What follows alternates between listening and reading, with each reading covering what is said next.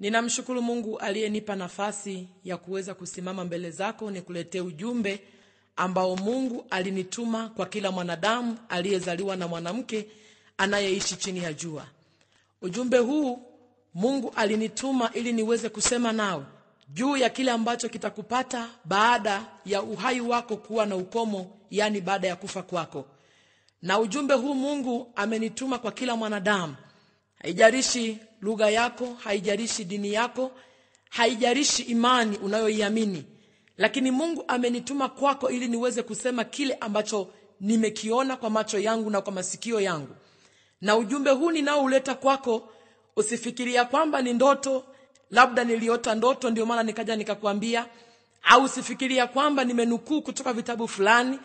Ni ujumbe ambao Mungu alinichukua nikiwa kutoka katika hali ya mwili wa kawaida kwenda katika mwili mwingine, na kwa macho yangu na kwa ufahamu wangu nikayaona haya, na Mungu akayatunza ndani yangu ili niweze kukuletea.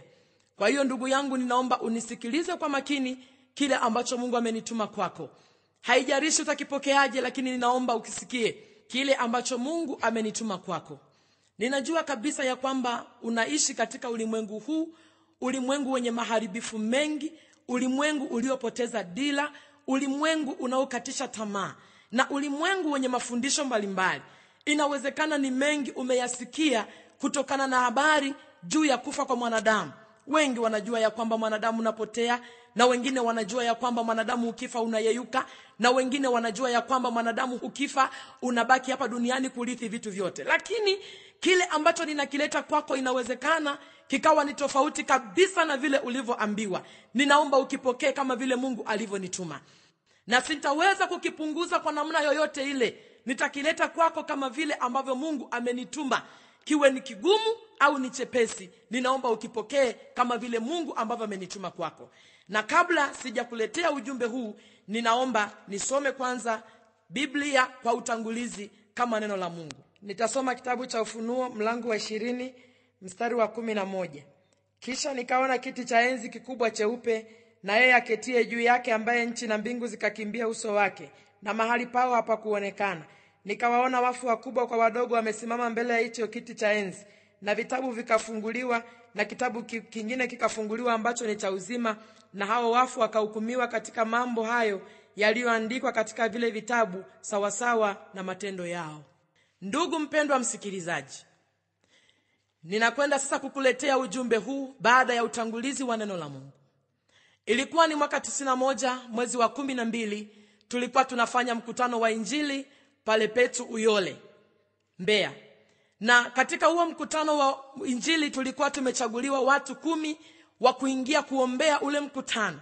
Mimi nikiwa ni mojawapo katikati ya wale mabinti ambao tuliingia kwenye hicho chumba cha maombi, yani tulikuwa ni wazamiaji.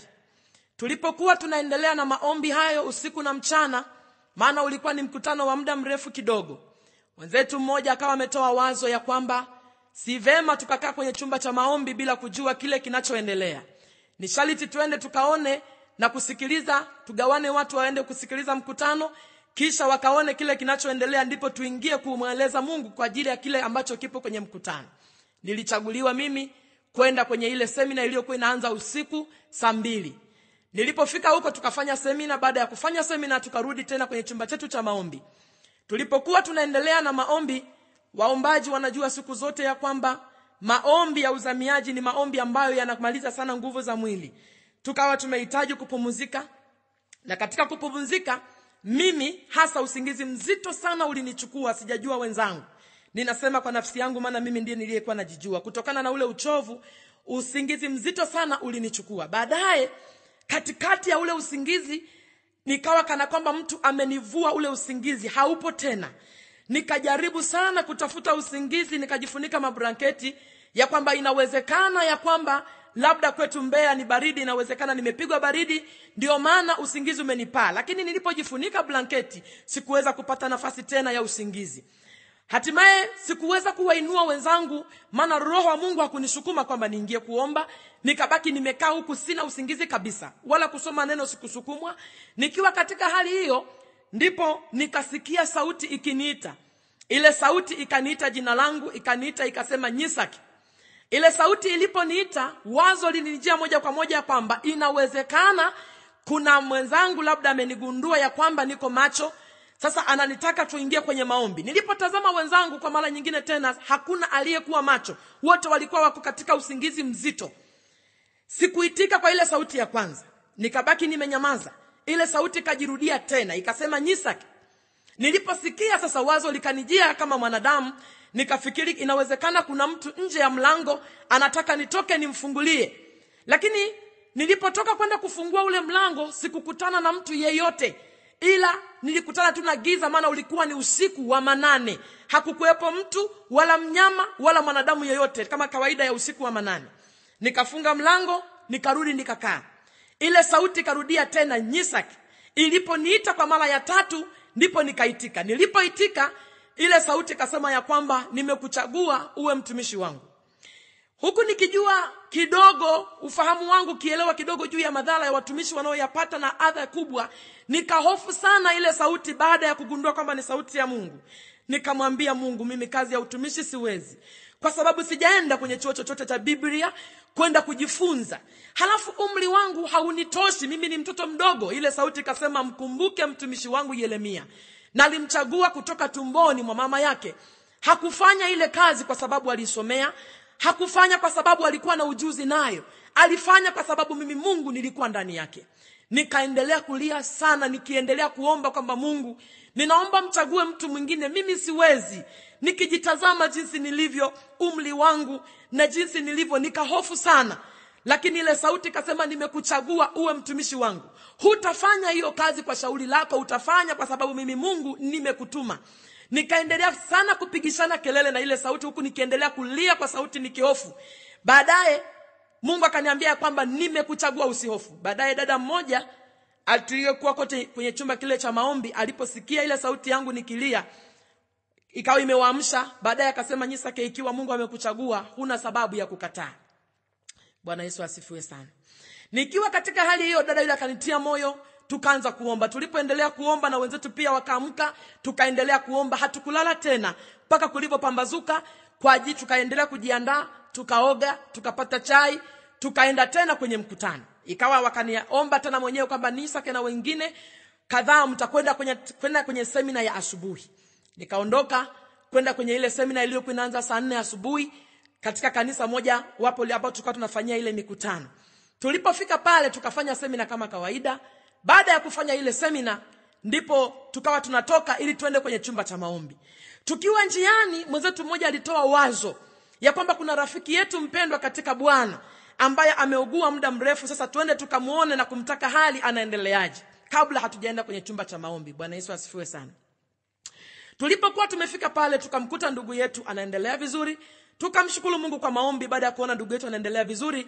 Kisha tukaendelea kujifunza juu ya Biblia. Yaani mwenye swali gumu akawa anauliza kama mimi mahali fulani sipaelewi, na aliyeweza kujibu tukaendelea kujibizana hivyo hivyo tukisaidiana. Baadaye tulipotazama muda, tukaona muda wetu umekwisha.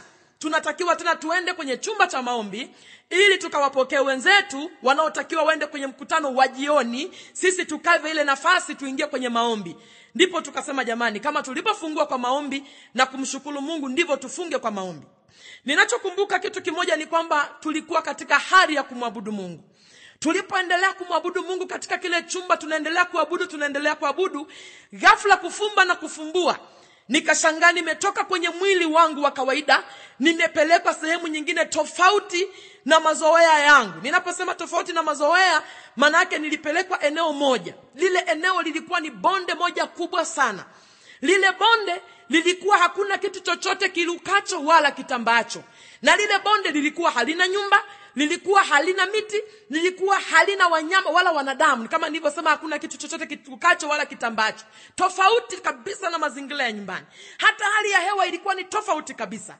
Sasa nikaanza kuwa na maswali moyoni mwangu, na nikajikuta niko peke yangu kwenye lile eneo. Nikaanza kujiuliza, nilikuwa ndani ya nyumba pamoja na wenzangu, tukiongea, tukiingia, tukijadili mambo mengi. Sasa nimefikaje huku? Na nilikuwa nyumbani ambako vitu vingi vinaonekana, miti, majumba na magari na vitu vingine. Nimefikaje mahali hapa? Nikajiuliza maswali mengi bila kupata majibu. Baadaye nikawa nimekata tamaa. Nikasema aliyenileta huku ndiye atakayejua namna ya kunirudisha nyumbani. Bwana Yesu asifiwe sana. Nikiwa nimekata tamaa hivyo, nikaamua kukaa chini. Nilipokuwa nimekaa chini, ndipo nikasikia nyuma yangu sauti ya mtu ikiniita. Ile sauti ikasema, Nyisak, inuka nifuate. Nilipogeuka nyuma kutazama, nikakutana na mtu mmoja.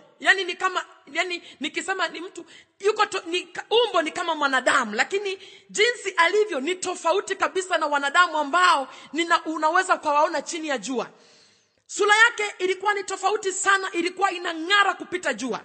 Huyo mtu alikuwa amevikwa vazi moja refu jeupe linafika paka miguuni mwake, na alikuwa amefungwa mshipi mmoja, au niseme kwamba mkanda mpana kidogo ulikuwa ni mwekundu amejifunga kiunoni mwake.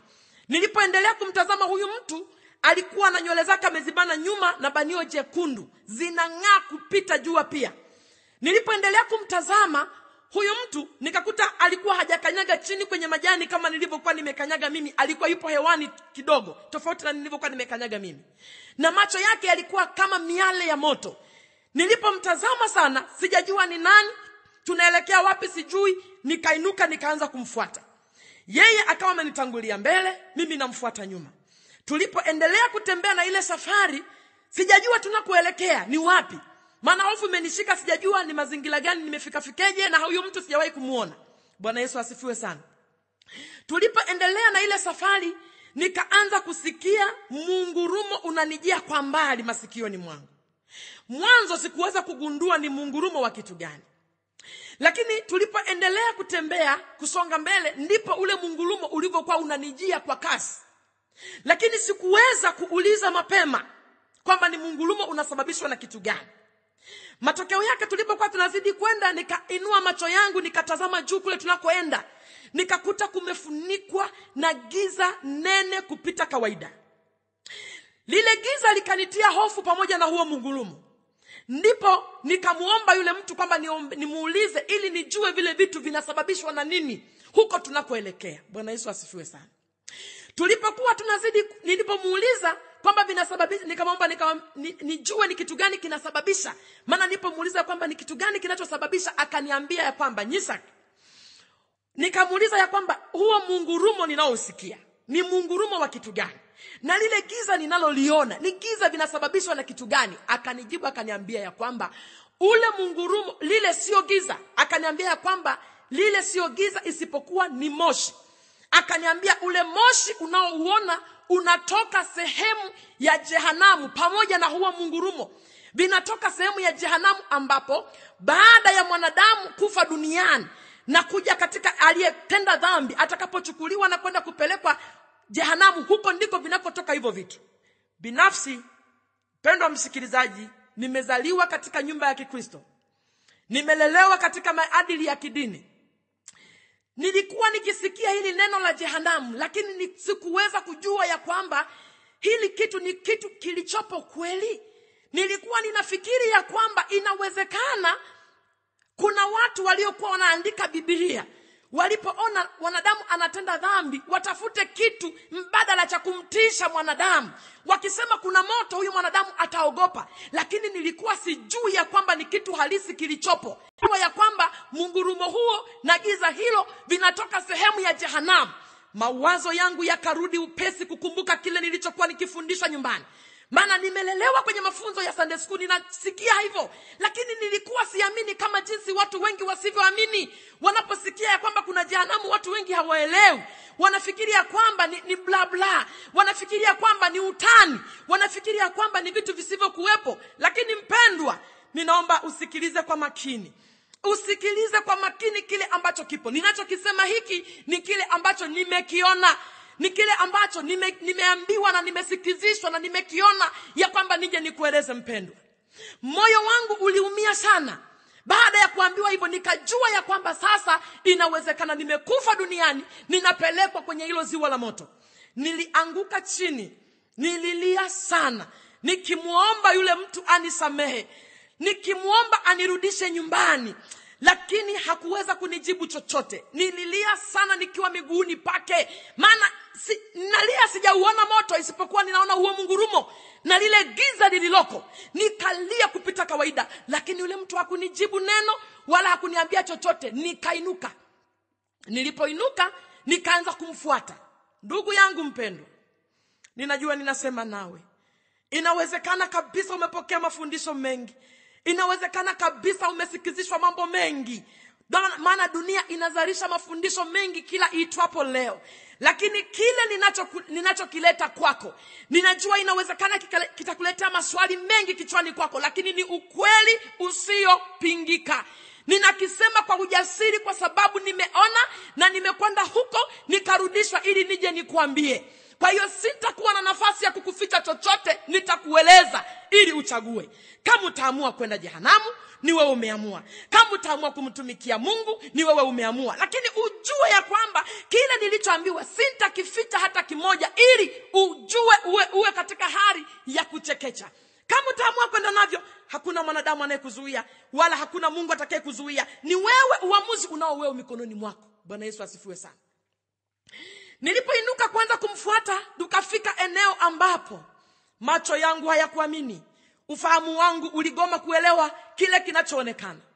Biblia inazungumza ya kwamba ni ziwa la moto, na watu wengi tumezoea kusema ya kwamba ni ziwa la moto, lakini naomba mimi kwa kauli yangu nasema bahari, maana katika hadhi ya ziwa haipo. Nilifika lile eneo, nikatazama lile bahari ya moto jinsi ilivyo, nikajisikitikia kwa nini tumezaliwa tuko chini ya jua. Ile bahari ilikuwa ni bahari inayotisha, na usifikiri ni moto sawa na moto wa makaa uliozoea kuupikia. Usifikiri ni moto sawa na uliowahi kuona labda misitu mikubwa ikiteketezwa. Usifikiri ni moto ambao umewahi kuona dhahabu zikiyeyushwa kwa ule moto. Mpendwa, jina tu linafanana, lakini ukitazama jinsi ilivyo, ni moto wa kutisha mno. Iogope ghadhabu ya Mungu. Mungu ni Mungu. Anaposema kuna ghadhabu, mpendwa, kweli ghadhabu ipo. Ninakizungumza hiki ambacho nimekishuhudia kwa macho yangu. Wasomaji wa Biblia inawezekana wanaelewa. Biblia inasema ya kwamba kuna siku watu watalani matumbo ya mama zao, kwamba mama, kwa nini ulinizaa? Usifikiri ni mzaa, usifikiri ni lele mama, paka mtu akafika kalani. Kuna mateso rafiki yangu. Ule moto si moto wa kawaida, ulikuwa ni moto wa ajabu mno. Mwanzo wake na mwisho wake nilikuwa sijapata kuona. Hapa ninapokueleza ni pale ambapo upeo wa macho yangu ulifanikiwa kupaona. Sikuweza kumaliza kuona. Ulikuwa ni shimo kubwa mno, na ule moto ulikuwa unalipuka kupita kawaida. Mlipuko wake ulikuwa ni mlipuko usioelezeka. Unalipuka juu mno, na wale waliowahi kuona bahari ya kawaida ya duniani ya maji wanajua kwamba kawaida bahari inakuwa na mawimbi, na ile bahari pia ina mawimbi. Yale mawimbi yake linakwenda kuinuka upande moja, wimbi moja zito kama mlima. Litakapoinuka, linapokwenda kujitupa upande wa pili, mungurumo utakapotokea hapo, mwanadamu huna ujasiri wa kusimama mbele ya hukumu ya Mungu. Munguruma unaotisha, na hilo wimbi haliinuki moja tu, linainuka lingine hapa kama kawaida ya mawimbi ndani ya bahari. Mawimbi mazito mno, na ule moto ulikuwa hauna rangi kamili. Mara nyingine unakuwa ni mweusi sana, mara nyingine unakuwa ni mwekundu sana, mara nyingine zile rangi zinajichanganya. Nilipoutazama nikakuta ninaishiwa nguvu. Mwili wangu hauwezi kustahimili. Nikalia kwa uchungu mno. Lakini nikaendelea kutazama, nikakuta ndani ya ule moto kuna wadudu walio hai wanatembea. Najua kwenye sayansi ya mwanadamu ni vitu visivyoelezeka, ni vitu visivyoaminika. Ninajua kabisa unaelewa ya kwamba hata mawe makubwa kwenye moto yanaweza kupasuka, hata dhahabu kwenye moto inayeyuka, vitu vingi kwenye moto vinakufa. Iweje huyu mtu leo atuambie ya kwamba wadudu walio hai wanatembea kwenye moto ulio namna hiyo? Ule moto wa ajabu. Mara nyingine unakuwa ni mwekundu sana, mara nyingine unakuwa ni mweusi kupita lami, mara nyingine zile rangi zinajichanganya, lakini hawa wadudu wako hai. Hawa wadudu nilipowazidi kuwatazama nikafikiria kwamba watateketea. Lakini kadiri nilivyokuwa nazidi kuwatazama, walikuwa hawateketei wala hawaonyeshi hali ya kuungua. Ni sawasawa na samaki ndani ya maji. Nilipoendelea kuwatazama, nikakuta wale wadudu walikuwa ni wana mfano wa wale nyoka wembamba sana. Halafu walikuwa hawana mkia. Huku walikuwa ni mdomo na huku ni mdomo. Na kila mdomo mmoja ulikuwa na meno mawili. Yale meno unaweza kufananisha kidogo urefu wake sawa na biki, hizi biki za kuandikia. Yalikuwa yanafanana yale meno yao. Kwa hiyo anaweza kutembelea huku na huku pia. Halafu walikuwa na pingili kama umewahi kuona, ndugu msikilizaji unayenisikiliza leo, kama umewahi kuona nge, ndivyo wale wadudu ndivyo walivyokuwa. Sasa nge ana rangi moja, lakini wale wadudu walikuwa na rangi mbili tofauti. Sehemu nyingine ni weupe na sehemu nyingine kulikuwa na rangi tofauti na ule weupe wao. Bwana Yesu asifiwe sana. Nilipoendelea kuwatazama, nimekwambia nikakuta hawateketei. Ndipo nikaamua kuuliza, nikasema samahani naomba niuliza. Akaniambia uliza. Nikasema wale wadudu ni wadudu wa aina gani? Mbona moto ni mkali kiasi hiki? Mbona hawaungui wala hawateketei? Akaniambia kwamba wale wadudu ni funza wa jehanamu. Wao hawateketei wala hawaungui. Wamewekwa humo ndani kwa ajili ya mateso ya wanadamu watakao kuja kutupa ndani ya hili ziwa. Wao hawaungui wala hawafi. Nikauliza, mbona wana rangi mbili? Ina maana zile rangi ni mapambo au ndivyo alivyoumbwa? Akaniambia kwamba zile sio mapambo. Akaniambia kwamba ile rangi unayoiona tofauti na weupe ni sumu imehifadhiwa kwenye miili yao. Akaniambia kwamba unapoyaona hayo meno yana uwezo wa kutoboa hata fuvu la kichwa cha mtu. Yakisha kutoboa yanatokeza upande wa pili. Mahali pale walipopita wanamwachia mwanadamu sumu kali inaendelea kumtesa, huku mateso ya moto yanaendelea kumtesa, na huku mauti ikiwa imekamatwa mikononi mwa Mungu. Nililia mno. Ndugu mpendwa unayenisikiliza, ninajua kabisa unaweza ukaona ni vitu visivyowezekana kutokana na elimu uliyojifunza, kutokana na mafundisho unayoyapata kwenye imani yako. Ninachokueleza ni kile ambacho Mungu amenituma kwako. Inawezekana ukawaza ukasema ya kwamba bwana tunajifunza ya kwamba Mungu ni mwenye huruma. Imekuweje huyu mtu akatuambia maneno kama haya? Bwana tunajifunza ya kwamba Mungu ni mwenye huruma. Ni kweli kabisa. Ninaungana nawe ya kwamba Mungu ni mwenye huruma. Ndio maana alimtoa Yesu aje afe kwa ajili yetu. Huruma ya Mungu ilikuwa ni kumtoa Yesu achukue adhabu yetu, abebe mateso yetu, abebe maumivu yetu, abebe mahangaiko yetu msalabani. Ndio maana Isaya anasema ya kwamba adhabu ya amani yetu ilikuwa juu yake. Ni kweli Mungu ana huruma, lakini kumbuka ya kwamba kabla ya kizazi hiki kilikuwepo Sodoma na Gomora. Walipokwenda kinyume na Mungu waliteketezwa. Kilikuwepo kipindi cha Nuhu. Walipokwenda kinyume na Mungu waliteketea. Lakini leo bado dunia imejaa huruma ya Mungu. Si kana kwamba kukuhurumia unapotenda dhambi. Huruma ya Mungu anapokuhurumia unapokuwa duniani, unapomkubali ya kwamba mimi ni mwenye dhambi, yeye anashuka kwa ajili ya kukuhurumia. Lakini si utakapoondoka duniani. Na kuna wengine tumefundishwa imani potofu ya kwamba mtu unaokoka ukisha kufa. Watu wanasema duniani hakuna wokovu, ukisha kufa ndipo unapookoka. Inawezekana umefundishwa, huwezi ukaziba sikio. Lakini Biblia inayoisoma inasema baada ya kifo ni hukumu. Baada ya kifo ni hukumu. Utakapotoka duniani unakwenda kuambiwa ulifanya nini duniani. Hakuna wakati wa kusema Mungu nihurumie. Wakati huo uko hapa. Hayo ni mafundisho ya kipepo. Na wengine wanafundishwa ya kwamba ukifa katika dhambi, waliobaki hai wana uwezo wa kutolea sadaka, wa kuombea ili utoke kwenye mateso. Hayo ni mafundisho ya kipepo Ibilisi ameinua ili kuendelea kuua watu. Hakuna sadaka itakayokutoa jehanamu kama umeingia. Hakuna sadaka itakayokutoa kwenye mateso. Hakuna sadaka hata kama watu wangelijiua. Sadaka ya mwanadamu au sadaka ya mnyama haiwezi kukutoa kwenye mateso ya jehanamu. Ninasema hiki nilichokiona, wengi wangeliweza kutoka. Sadaka iliyo thabiti ni ile ambayo Yesu Kristo alimwaga damu yake msalabani. Unapomwambia Yesu mimi ni mwenye dhambi, Biblia inasema ya kwamba hawezi kuzikumbuka hata kama dhambi zako zilikuwa ni nyekundu sana. anaziosha zinakuwa nyeupe. Lakini ni duniani, sio baada ya kufa. Bwana Yesu asifiwe. Nilipoendelea kulia namna hiyo, nikakumbuka neno moja, nikaomba, nikasema naomba niulize. Akaniambia uliza. Nikamwambia mbona duniani tunaambiwa ya kwamba jehanamu kuna watu wanaoungua? Mbona jehanamu hii sioni watu? Akaniambia kwamba mnafundishwa kweli, lakini tambua ya kwamba Mungu alipokuwa anatengeneza jehanamu, hakutengeneza jehanamu kwa ajili ya mwanadamu au yeyote yule. Jehanamu haikuumbwa kwa ajili ya mwanadamu. Jehanamu iliumbwa kwa ajili ya shetani na malaika zake walioasi. Kama Mungu angelijua ya kwamba jehanamu itakuja kuwekwa watu, basi Mungu angelipunguza mateso. Isingelikuwa kama unavyoiona. Maana Mungu ana huruma kwa mwanadamu. Mungu anamjali mwanadamu. Angelipunguza mateso. Lakini Mungu alipotengeneza jehanamu, hakutengeneza kwa ajili ya mwanadamu. Alitengeneza kwa ajili ya shetani na malaika zake. Yule mtu akaendelea kuniambia, akasema hivi, lakini shetani sasa, kwa sababu yeye amekosa mbingu, kwa sababu yeye amekosa kupaingia patakatifu. Maana Biblia inasema ya kwamba alikuwa ni malaika. Uzuri wa mbinguni aliujua, raha ya mbinguni alijua, majengo yalivyo kule na amani iliyoko kule ameijua.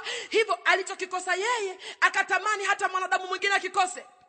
Akashuka huko duniani alipotupwa baada ya ile ole, akaanza kuwadanganya wanadamu kwamba kama mimi nimekosa, basi na hawa pia wakose, wakaingia jehanamu. Akaniambia kwamba wale watu, kama nilivyokuambia, jehanamu haijaumbwa kwa ajili ya mwanadamu. Wale watu sasa wanaokufa katika dhambi wanahifadhiwa sehemu ya mangojeo, wanamsubiri shetani aliyewadanganya. Ukifika muda wake wa kwenda kukamatwa duniani na kuja kutupwa ndani ya hili ziwa, ndipo wale wote waliomfuata watakapokuja kutupwa ndani ya hili ziwa. Lakini si kabla ya ibilisi kutupwa, ili Mungu anadhihirisha ya kwamba haikuumbwa jehanamu kwa ajili ya mwanadamu. Jehanamu haikuumbwa kwa ajili yako, iliumbwa kwa ajili ya ibilisi. Sasa kama iliumbwa kwa ajili ya ibilisi, ni sharti yule aliyetengenezewa aingie kwanza. Likaniuma sana ya kwamba Mungu anakupenda. Hakutengeneza ile jehanamu kwa ajili yako, mpendwa. Mungu anakupenda hivyo hivyo ulivyo. Hata kama wewe ni kahaba, hata kama wewe ni mzinzi, hata kama wewe ni mchawi, hata kama wewe ni jambazi, huruma ya Mungu ipo. Ili Mungu analithibitisha hili kwa sababu anasema sitazikumbuka dhambi zako. Ameshusha msamaha ili kwamba usiingie katika lile ziwa. Mpendwa, ninaomba Mungu akusaidie, anipe kauli nzuri na mimi pia nikueleze. Maana sipati kauli nzuri ya kukueleza kama vile nilivyoona. Inawezekana nikashindwa kukuletea ujumbe kwa sababu sioni neno zuri la kukuletea ili uelewe. Lakini Roho wa Mungu akusaidie kuelewa kama vile nilivyoona. Sina lugha ya kukueleza. Nikalia kwa uchungu mno. Nikalia mno baada ya kuona wanadamu tupo chini ya jua, lakini bado hatujaujua upendo wa Mungu. Hatujaelewa Mungu jinsi anavyotusitiri. Lakini kuna mateso yanayotisha, rafiki. Usitegemea kwamba utakapokufa watu wataomba. Ninarudia tena, usitegemea kwamba watu watatoa sadaka ili kwamba uweze kutoka jehanamu. Haipo, mpendwa. Watu wengi wameferi. Mungu akusaidie kunisikiliza ili ujue kilichoko mbele. Bwana Yesu asifiwe sana. Nilipokuwa ninaendelea kulia na mateso mengi, akanitoa hiyo sehemu, akasema twende nikupeleke sehemu ya mangojeo. Tukaondoka, tukawa tunaelekea upande mwingine. Tulipokuwa tunaelekea upande mwingine, huku mwili wangu umeishiwa nguvu, umenyong'onyea. Tukafika sehemu moja, tukawa tumesimama kama kwenye mwinuko hivi. Tukawa tunatazama bondeni. Lile eneo nilipokuwa nimesimama ulikuwa ni mwinuko, pamoja na yule mtu aliyekuwa akinitembeza. Tukawa tunaangalia lile bonde. Mara ya kwanza sikuona kitu ndani ya lile bonde. Maana lile bonde lilikuwa limefunikwa na giza zito mno. Giza limetanda kama samli juu ya maziwa. Giza zito lisiloweza kuepukika kwa mwanga wowote ule. Tukiwa pale juu, nikasikia sauti za watu zinalia kupita kawaida, zikitoka ndani ya lile shimo lenye giza. Nikaona kama mtu ananikata kwenye utumbo wangu. Biblia imezungumza neno moja ya kwamba katika ile sehemu ya mateso watu wanalia kilio cha kusaga meno. Sijajua kama msikilizaji wangu umewahi kujiuliza Ni kilio gani cha kusaga meno? Inawezekana ukalichukulia neno hili, lakini nakwambia tangu mbingu na nchi kuwepo, hakuna mwanadamu aliyewahi kulia kilio kama wanacholia kwenye ile sehemu. Wanalia kilio cha kutisha mno, kilio kilicho hakina matumaini, kilio kisichokuwa na faraja ndani, kilio kisichokuwa na tumaini, hakipo. Ndipo tukaanza kuteremka kwenye lile bonde. Tulipokuwa tunateremka kwenye lile bonde, lile giza likaanza kujivuta. Lile giza lilipokuwa likijivuta likaondoka, lile giza likaenda mbali kabisa. Tukiwa pale juu nikakuta kule chini mabilioni kwa mabilioni, watu wasiokuwa na idadi, wengi kama mchanga wa baharini, matajiri kwa maskini, waliosoma kwa wasiosoma, watu wazuri kwa wabaya kama vile, yani wa kila aina, mataifa na mataifa, makabila na makabila, waliokwenda kinyume na mpango wa Mungu. Biblia inasema Mungu hadhihakiwi. Chochote upandacho ndicho utakachokivuna. Na watu wengi wanapojifikiria ya kwamba wakiingia kwenye Ukristo au kwenye dini fulani, kwenye imani fulani, wanajiona ya kwamba wameingia kwenye maficho. Ndugu mpendwa, ninaomba nisikilize. Ninaomba nisikilize na Roho wa Mungu akusaidie kuyaelewa haya ninayokwenda kuyafanya. Akili ya mwanadamu siku zote inapenda kusikiliza faraja. Akili ya mwanadamu inapenda kusikiliza ya kwamba tutaingia kwa neema. Akili ya mwanadamu siku zote inapenda kusikiliza ya kwamba hakuna mtu anayeweza kushinda dhambi. Ndivyo ninavyopenda kusikiliza, maana ibilisi amevuvia uongo huo. Lakini mimi ni tofauti mpendwa. Ninakuambia kile ambacho Yesu alisema ya kwamba wengi watataka kuingia lakini wasiweze. Biblia imesema jitahidini kuingia, maana mlango ni mwembamba na njia imesonga na waionao ni wachache. Inawezekana hujawahi tangu kuzaliwa kukutana na maneno kama haya, lakini ninakueleza kile nilichokiona, maana nisipokueleza mpendwa nitadaiwa damu yako mikononi mwangu. Bwana Yesu asifiwe sana. Wale watu walikuwa ni wengi wanalia. Lile giza lilikuwa ni zito. Hakuna mwanadamu mwenye kuonana na rafiki yake. Hakuna kutiana faraja ya kwamba mpendwa tujitie moyo, ya kwamba ndugu vumilia. Giza limewatenganisha, kila mmoja na mateso yake. Kama siku ulivyozaliwa, kila mmoja na mateso yake. Hakuna faraja ya kwamba tutafarijiana, tutatiana moyo. Hakuna mpendwa. Faraja zipo duniani, faraja zipo chini ya jua, lakini kule hakuna faraja. Ninakueleza, nasema tena, nitaendelea kusema ya kwamba ninakueleza kile nilichokiona. Lazima nikueleze ili kwamba ukichagua kwenda huko ni sawa, lakini uende baada ya kusikia. Usifikiria kwamba mnaambiwa maneno ya uongo, kunywa kidogo, huwezi ufanya uzinzi kidogo au iba kidogo. Na kuambia mpendwa nisikilize ili ujue uko mbele kuna nini. Bwana Yesu asifiwe sana. Ndipo tukaanza kushuka lile bonde. Tulipokuwa tunashuka lile bonde, nimekwambia limeshona watu msongamano. Lile bonde hakuna hali yoyote ya matumaini, bonde la kukata tamaa. Watu wanalia, hakuna faraja, hakuna matumaini, hakuna neema. Ni mateso na uchungu usiopimika. Na lile bonde kulikuwa hakuna hali yoyote ya ukijani kibichi, kulikuwa hakuna hali yoyote ya maji. Ni hali ya ukame hujapata ona. Ni hali ya ukame. Ni bora ukutane na jangwa lililoko chini ya jua kuliko jangwa lililoko kule. Ni mateso mno. Nataka nikwambie mpendwa, unapotembea duniani ukaona miti, ukaona maji, ujue ni neema ya Mungu haijaondolewa. Mungu anakujali. Neema ya Mungu ipo, lakini si eneo lile.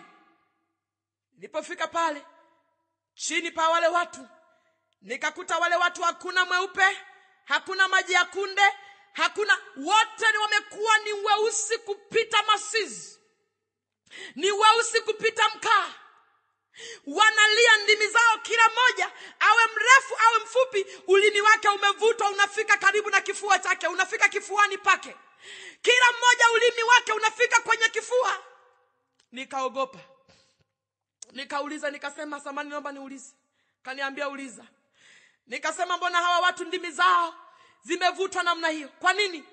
Akaniambia kwamba unapoona hii sehemu hakuna maji, Unapoona hii sehemu hakuna hali yoyote ile itakayowaletea maji ili waondokane na kiu, halafu kiu walionayo sio sawa na kiu iliyoko duniani. Kiu walionayo ni kiu ya mateso. Wanavyolia usiku na mchana, likidondoka tone moja la machozi, wanazisogeza zile ndimi zao, wanalamba yale machozi, ndiyo maji yao.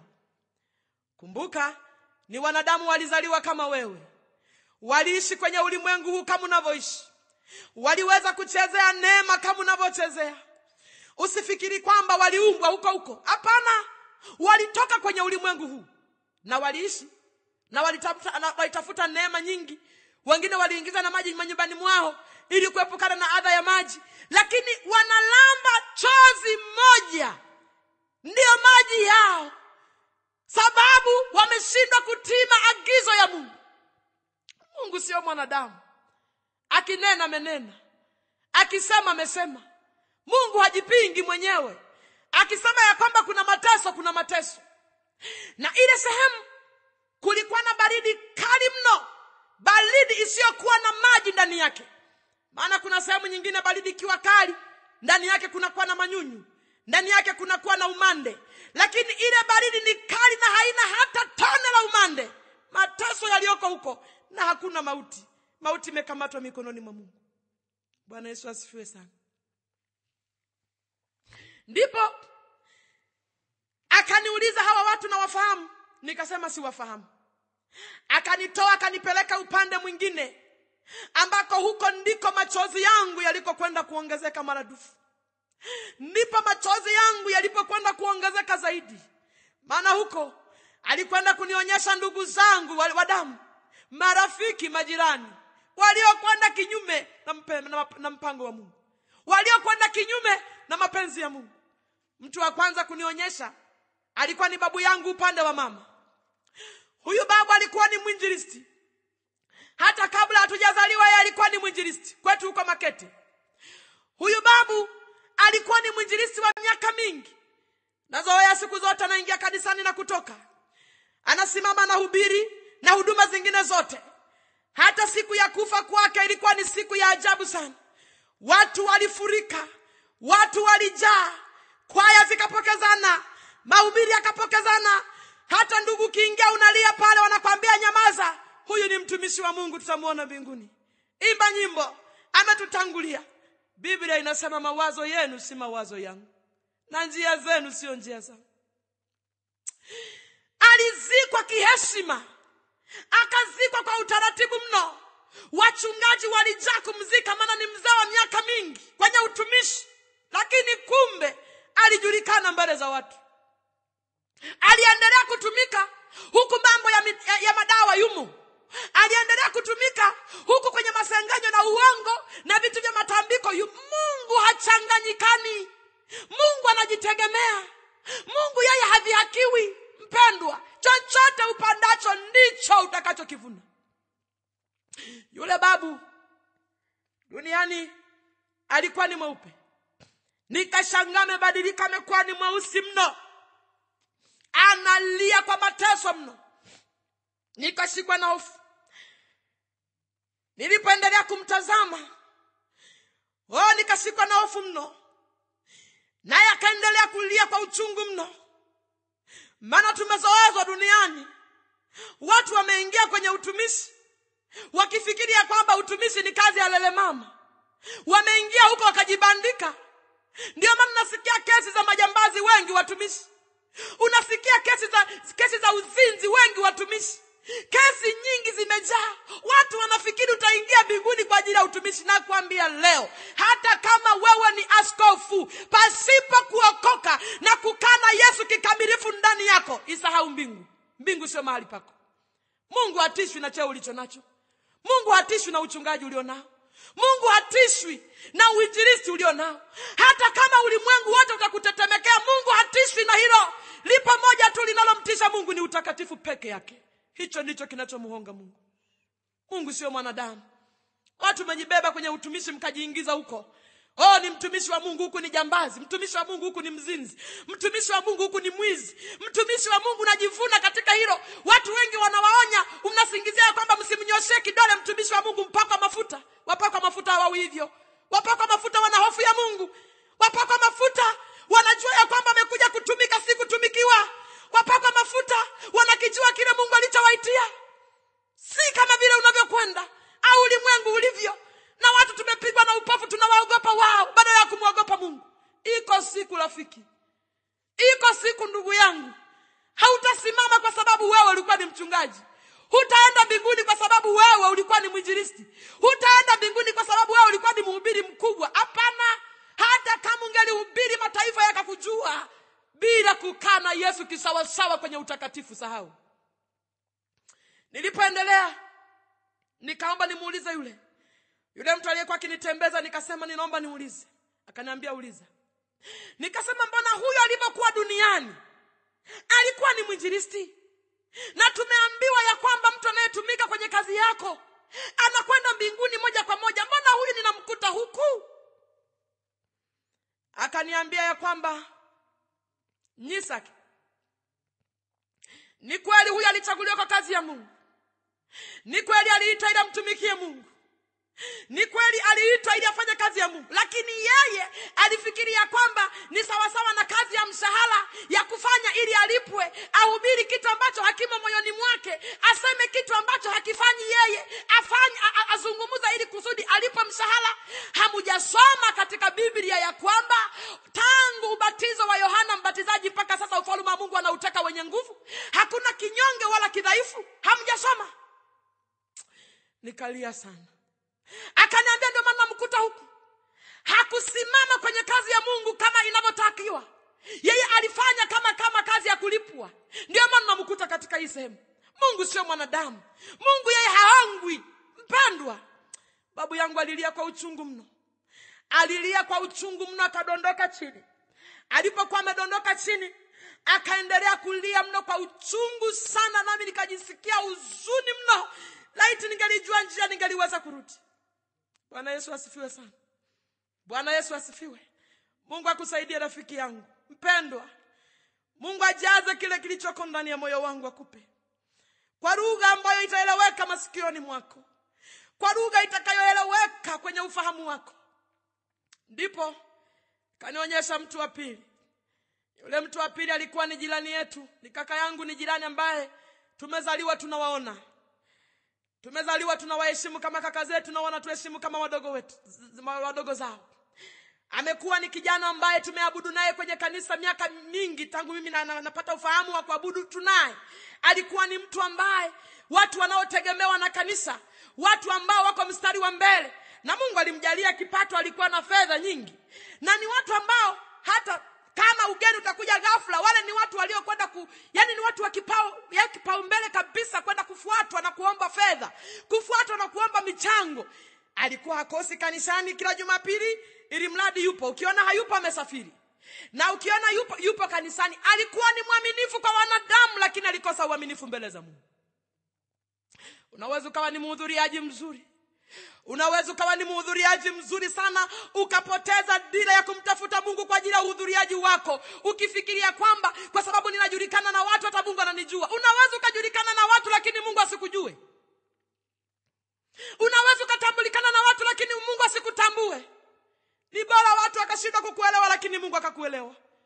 Ni bora watu wakukatae lakini Mungu akukubali. Ni bora watu wakuache lakini Mungu akupokee. Tafuta kukubalika na Mungu, sio wanadamu. Ukitafuta kutafutwa na Mungu, kupendwa na Mungu, utakumetafuta kitu cha ajabu maishani mwako ambacho hakipotezi kumbukumbu hata siku moja. Yesu asifiwe sana. Ndipo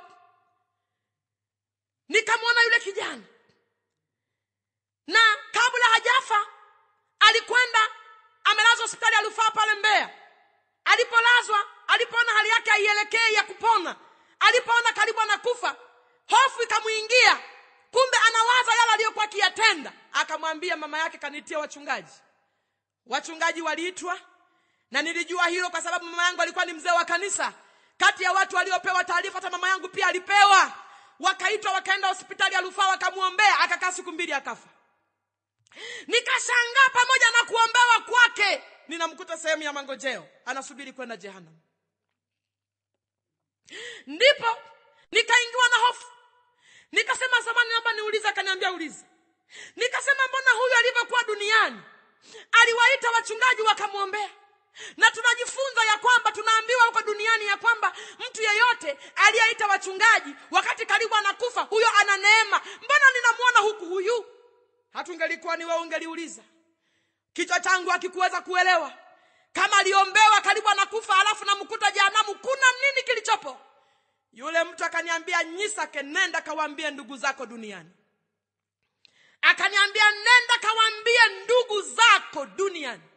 Mtu yeyote aliyejua kwamba kuna neema ya Mungu, mtu yeyote aliyejua kwamba ukitenda dhambi unamkasirisha Mungu, mtu yeyote aliyejua ya kwamba Mungu ni mtakatifu, hachangamani na dhambi, kwa ajili ya uzuri wa dunia, kwa ajili ya maua ya dunia na dhambi zinazopendeza zimepakwa mafuta, akawaza akasema, na umri huu na maisha haya nitaachaje dhambi hizi? Ila nikiona nimekaribia kufa ndipo nitakapowaita wachungaji waniombee. Kwangu mtu huyo simpokei.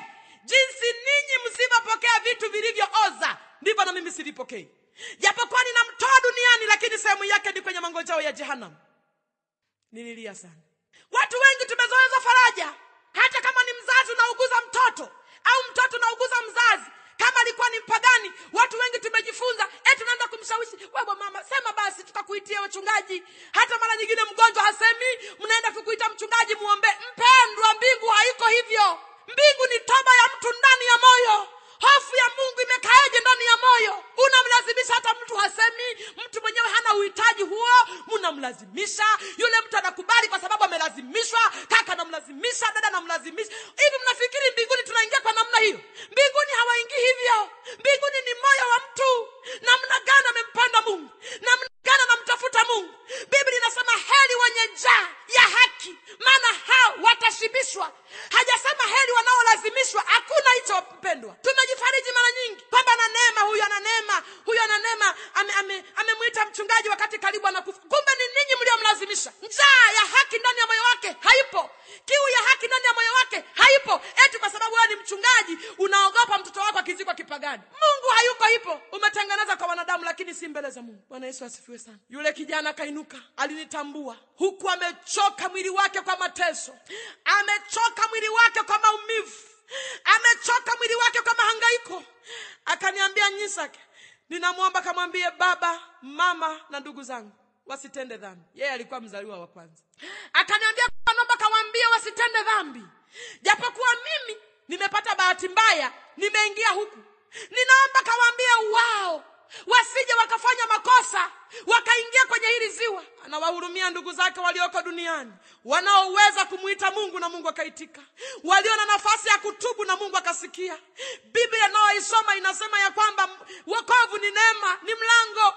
Biblia inasema mlango wa neema ukifungwa mara moja hautafunguliwa tena.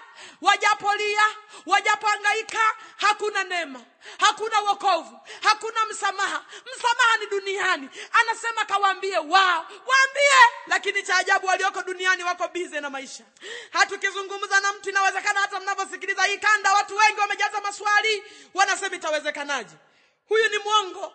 Inawezekana ametafuta kitega uchumi, amesema hivi ili watu apate pesa, anasema hivi ili watu wanunue kanda yake. Mpendwa, ninakueleza kile nilichotumwa. Ninakueleza kile nilichotumwa. Vyovyote utakavyowaza sawa, lakini bora ujumbe umekufikia masikioni mwako. Na wewe mwenyewe iko siku na dakika utakuwa ni shahidi wa haya ninayoyasema kwako. Kama si jehanamu ya moto, ni uzima wa milele. Kama si uzima wa milele, jehanamu ya moto. Hakipingiki. Wako watu waliokuwa majasiri wa kupinga mambo haya. Wako watu waliopinga wakatoa na vitabu vikubwa sana, wakakataa ya kwamba jehanamu haipo, lakini baada ya kufa kwao wako jehanamu. Mungu si mwanadamu. Mungu si mwanadamu. Akasema naomba kawaambie ndugu zangu walioko duniani. Yule mtu aliyekuwa akinitembeza akasema hivi, usiende kuambia. Duniani kuna wachungaji, duniani kuna wainjilisti, duniani kuna waliookoka wanahubiri injili. Wasipowasikia sehemu yao ni katika ziwa la moto liwakalo na kiberiti. Wasipasikia wanaowahubiria neema duniani, sehemu yao ni katika hili ziwa. Yule kijana akajitupa chini, akaendelea kulia kwa uchungu mno. Akalia kwa uchungu sioelezeka. Nikajisikia maumivu na mateso, eneo ambalo halina faraja, lile eneo ambalo huwezi ukatulia ukakaa, eneo la mateso. Ndipo akanionyesha mama mwingine tena, mwanamke mmoja. Alikuwa ni ndugu yetu kwenye ukoo, mama yetu mdogo. Huyu mama mdogo alikuwa ameolewa na mume wake. Baada ya maisha kuolofishana na wakwe zake, katafuta njia mbadala ya kuondoka duniani, kanywa sumu kaondoka duniani akafa. Kama jinsi watu wengi wanavyofikiri kutatua matatizo ni kufa. Ni bora ukakaa duniani, matatizo yako yakatatuliwa duniani, kuliko kufikiri ya kwamba eti ukifa utakwenda kutatua matatizo yaliyoko duniani. Matatizo unayokwenda kupambana nayo ni ya milele, mateso makali kuliko hayo unayoyafikiria wewe. Watu wengi wamejiua eti kwamba niepukane na matatizo. Hivi unajua wewe, Mungu akufungue uelewe kitu gani kilichoko. Unakokwenda ni kugumu kuliko duniani, unakokwenda ni kubaya kuliko duniani. Lakini ni nani akufunulia haya? Biblia inasema yamefichwa machoni pako. Ibilisi ameuficha ukweli huu. Ibilisi ameuficha ukweli huu kwa watu. Watu wamezoea kufundishana neema, wanapenda kufundishana mahubiri mengi ya kubarikiwa. Sisemi kwamba mafundisho ya kubarikiwa ni mabaya, ni mazuri. Watu wengi wanapenda sana hayo, lakini ukisimama ukizungumza hayo huna wateja. Nikose wateja niwe nao, nitazungumza kile ambacho Mungu amenituma. Bwana Yesu asifiwe sana. Ndipo naye nilipoendelea kumuona, nikamkuta katika mateso mengi mno. Analia kwa uchungu mno, analia kwa mateso yasiyoelezeka. Kaenda upande mwingine, kamkuta mume wake. Kumbe siku ile mimi ninakwenda kumuona rafiki yetu yule aliyeugua, ambako ndiko nilikochukuliwa. Tulipishana na gari. Hili gari limempakia, wanasema limempakia mtu fulani. Baada ya mateso kuona mke wake amekufa, alimpenda sana. Sasa akaona hawezi kuishi bila mke wake, naye kaingia ndani kachukua sumu akanywa, akifikiria kwamba ni mwisho wa matatizo. Kumbe anajiongezea matatizo. Tunapokwenda kumuona yule rafiki yetu, tulipishana na gari kwamba hili gari limempakia mtu fulani, anakimbizwa hospitali Rufaa, ila bado hajafa, ni mahututi sana. Lakini nikashangaa, ninakwenda kupelekwa sehemu ya mangojeo, yule kijana pia ninamuona, ambaye alikuwa mahututi na kimbizwa Rufaa. Amebadilika, sura amekuwa ni mweusi, ulimi umemtoka kama wengine, analia, unafikiri amekaa zaidi ya miaka 1000. Lakini ni siku hiyo hiyo tumepishana. Yeye alikuwa anaenda hospitali, mimi ninachukuliwa kupelekwa huko. Amebadilika mno. Nikauliza, nikasema samani naomba niuliza. Akasema uliza. Nikasema mbona huyu nilipokuwa nyumbani alikuwa ni mgonjwa sana, alikuwa ni mahututi, alikuwa hajafa, mbona sasa ninamuona huku na amebadilika, kama amekaa zaidi ya miaka mingi sana, amebadilika yuko kama wenzie, ni kwa nini? Akaniambia ya kwamba Nyisaki, mtu yeyote anapokata roho duniani, ile dakika anapohesabiwa kwamba sasa ni marehemu, ile dakika anapohesabiwa kwamba sasa amekwisha kufa, huko amekwisha kuwa ni mwenyeji. Kama ni mateso ameyashiriki, na kama ni uzima ameushiriki. Unapomuona huyu amefika muda si mrefu, lakini tabu na adha iliyoko huku imembadilisha ghafla na kuwa kama wale wengine. Mara nyingi nimeenda kwenye misiba nikasikia watu wengi, mtu akiendelea kulia anasema usilie, unajua bado anatembea, machozi yako yanamzuia, bado kule ni mbali sana. Aliyekwambia hayo ni nani? Ni mbali sana, unalia bado hajafika, sijui saizi ni jioni anaanza kutembea. Aliyewaambia hayo ni nani? Nakwambia ni kufumba na kufumbua. Unapoondoka duniani ni kufumba na kufumbua. Unashangaa huko kwenye kiti cha enzi, unaulizwa ulifanya nini duniani. Watu tumelizika na vielimu vya kidunia vya kijinga visivyokuwa na maana, visivyokuwa na msingi na msimamo.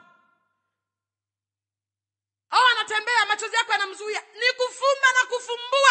Uko kwenye hukumu, ulishahukumiwa na umepelekwa eneo unaostahili kwenda. Na kama ni mateso umeyashiriki kisawa sawa. Nikamsikitikia yule kijana, nikasema kama angalijua, kama angelitambua ya kwamba anakokwenda ni wapi, anakokimbilia, anakoenda ni eneo gani, asingelichukua uamuzi alionao, asingelichukua uamuzi alioufanya. Lakini nani amwambie? Nani amueleze? Nani akueleze rafiki ya kwamba unakokimbilia ni hatari, ya kwamba unakokwenda ni hatari? Hebu mtafute Mungu rafiki yangu. Tafuta Mungu mpendwa. Tafuta Mungu ndugu yangu. Unakoelekea si ndiko. Tafuta toba. Tubu ukiwa duniani. Mungu ni mwenye neema. Ipokuwa katika hilo eneo, akaendelea kunionyesha watu wengi sana. Marafiki zangu, ndugu zangu, wengine tuliosoma shule pamoja, wengine ambao tumepata mafundisho kanisani pamoja, tumepata vipaimara pamoja. Mpendwa, wako jehanamu wanasubiri mateso. Na kama watu wangelijua ukweli huu, laiti watu wangelielewa, kama Mungu siku moja angelikufunulia hiki ninachokusema, akakufunulia mwenyewe, utaelewa. Lakini leo inawezekana ukasema haiwezekani bwana. Watu sasa hivi wanatafuta uchumi. Mpendwa, jaribu na wewe utafute uchumi kwa namna hii. Ninakueleza kile nilichotumwa kwako. Ukitaka kukataa ni wewe. Asante Mungu ya kwamba unanisikiliza. Kunisikiliza tu umenitulia mzigo mkubwa. Na ninazidi kuendelea kuzungumza kwa wengine ya kwamba asante Mungu ya kwamba hata wakatae, wasikatae, mimi nimepeleka ujumbe niliotumwa na Mungu alionituma kwako. Nilipozungumza hivyo, niliponionyesha hao, akanitoa akaniambia, Nyisake, umeona kwa macho yako na kwa masikio yako umesikia, nenda duniani kawaambie ndugu zako. Nikashangaa nimerudishwa. Sitaki kukuambia ni kitu gani ambacho kilitokea pale nyumbani, lakini nakueleza kila ambacho nimetumwa kwako, maana hata nikikueleza hayo huwezi kusadiki. Biblia imesema ya kwamba hata wakitoka kuzimu mitume na manabii huwezi kuamini. Ni neema tu ya Mungu ishuke juu yako uweze kuyaelewa haya ninayoyasema kwako. Bwana Yesu asifiwe sana. Basi nikarudi. Niliporudi nikawaambia ndugu zangu, nikaenda kwenye mkutano nikawashuhudia mambo niliyoyaona. Baada ya kuwashuhudia kwenye mkutano, tukarudi tena kwenye chumba chetu cha maombi. Tulipokwenda kwenye chumba cha maombi, nakumbuka ilikuwa ni tarehe 31 mwezi wa 12, siku ya kumaliza ule mwaka 91. Mamangu akaja akanichukua, akaniomba kwamba ninaomba kanisaidie kwenda kumalizia kupanda. Tulikuwa tunaenda kupanda eneo fulani hapa pa Uyole pale Saraga. Tukawa tunaenda na mama anatembea njiani, namshuhudia mambo ya niliyoyaona, namshuhudia ndugu zake niliyowaona. Ninashukuru Mungu ya kwamba mama yangu alikuwa amempa Yesu maisha yake, hata kama kwa sasa amelala, lakini najua amelala katika tumaini. Bwana Yesu asifiwe sana. Nilipofika shambani nakumbuka nilishika jembe. Nilipokuwa nimeshika jembe, tukawa tunachimba mashini, kana nachimba mashimo ili mama awe napanda. Tukawa tunapanda mahindi na maharage. Tunaendelea tumefika pale shambani, nikachimba shimo la kwanza, nikaendelea nikachimba shimo la pili, ninainua jembe nichimbe shimo la tatu. Kuna hali iliyonikuta katika